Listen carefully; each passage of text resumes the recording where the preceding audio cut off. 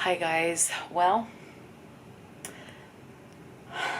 I'm happy yet saddened to bring you this book review. I'm on a quick break from work. My shift actually ends in about 30 minutes. But I finished Wrath by John Gwynne. 5 stars, absolutely. I was excited at points. I was very happy at points. I was stressed and fearful at points. I will say that John Gwynne is one of those authors that is not afraid to let you become attached on some level to some of the characters that he writes and then kill them off. So I cried.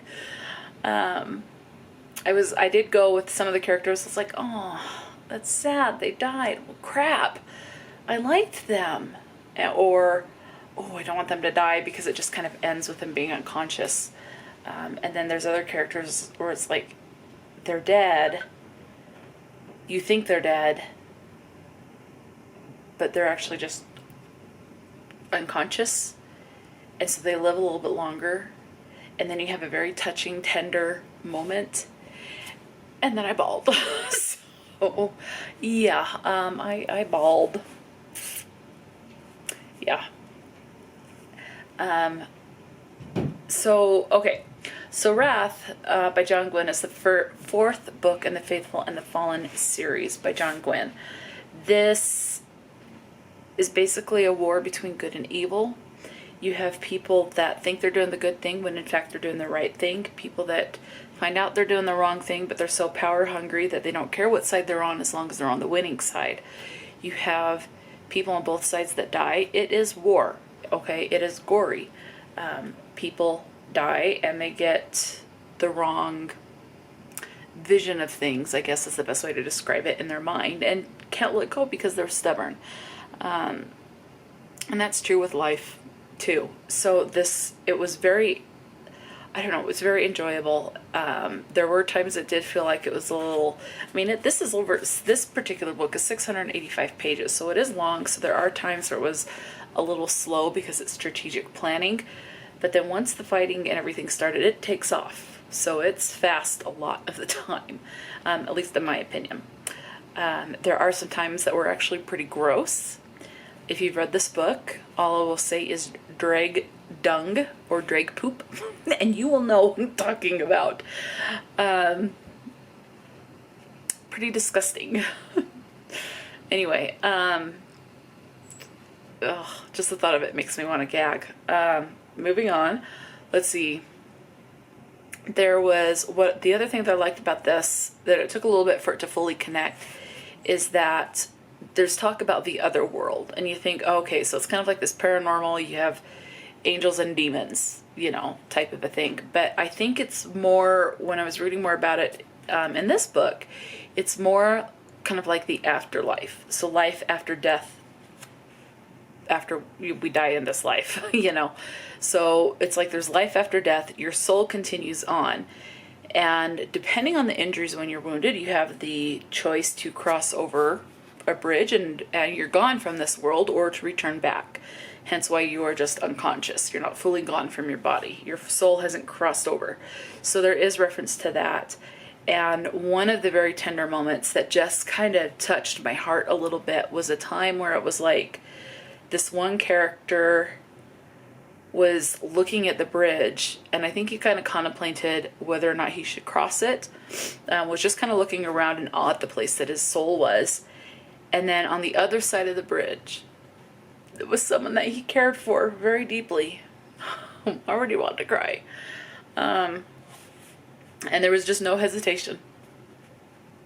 Running across to embrace that person. So it's like you'll see other people after you die, that you've cared for, that have left this life before you. That's pretty much it. 5 freaking stars. Love this. I think John Gwynne, from reading these 4 books in this series, is now one of my favorite authors. So I do have another book by John Gwynne. I do not remember the title of it. It's upstairs in my bedroom. I know it's another book 1 in a series. So I thoroughly enjoyed the writing. It was very descriptive enough to where the gory scenes, I could vividly envision those scenes. And I'm talking very gory. So if you don't like gore, you're definitely going to want to avoid this. Because it is very, like, if this was made into a movie and based on the gore and the fighting and the battle wounds that people get from animals and just fighting, it would be a rated R. As far as any sex goes in this, PG. Very clean. Nothing sexually explicit. There's like two, I think in this book, there are two kind of fade to black scenes. So if you're looking and hoping for sex in this, you ain't getting it. So I was happy about that. And I loved the gore. So, yeah. And all I'll say is like body parts flying. So I loved it. Highly, highly recommend. Can't wait to read more of John Gwynne's work. Yeah. So that was Wrath and the Faithful and the Fallen series. So it did, I will say the ending I like, but yet I want more in the ending, because it ended in kind of what would be like a cliffhanger, because you want to know what's going to happen with some of the characters, but at the same time it's like, that's life. You're not always going to know what's going to happen after something. I mean, you know that, when a battle is complete, you've got to basically rebuild, but then you don't know, are people are obviously going to start to rebel again, at least you would think so. That's just life. What kind of battles are they going to do? How are they going to honor those loved ones that they have lost in the war? So it kind of it feels like it is a cliffhanger in a way, that there's more answers to come, but I don't know. But yet at the same time, again, life just doesn't answer every question. And so it was done in a way where it's like you're questioning, but yet it's still satisfying on some level. I hope that makes sense.